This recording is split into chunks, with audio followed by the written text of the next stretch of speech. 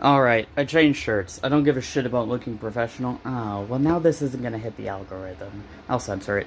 Um, but I do want to be able to have my fucking air conditioner on because it's way too fucking hot. Weird how that trend's been going, huh? Anyways, in the interest of continuing to discuss the idea of, science, empirical evidence, and not actively lying to people, I want to talk about some things Pete Stauber said at the House Committee Oversight hearing.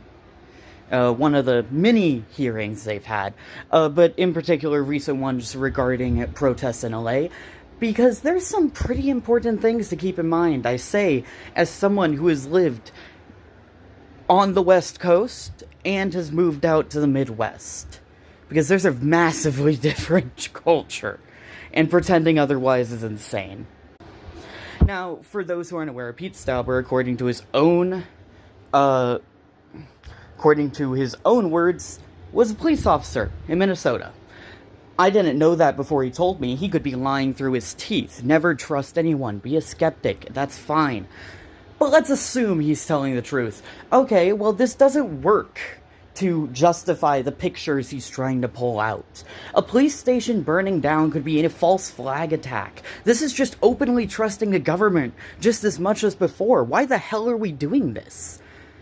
American government has always been tied to the elite. We have a republic. It has to be tied to the elite to govern land masses of this size because they're the only ones with the resources to communicate.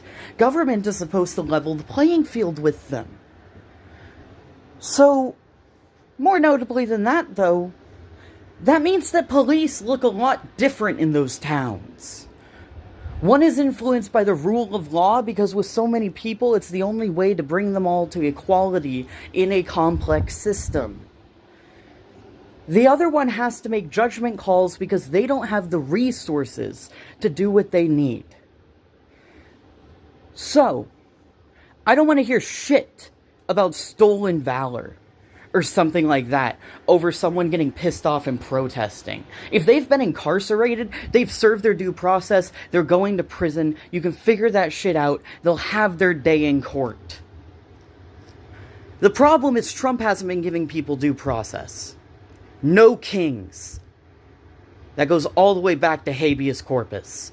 And habeas corpus does not get to be suspended because he doesn't like people.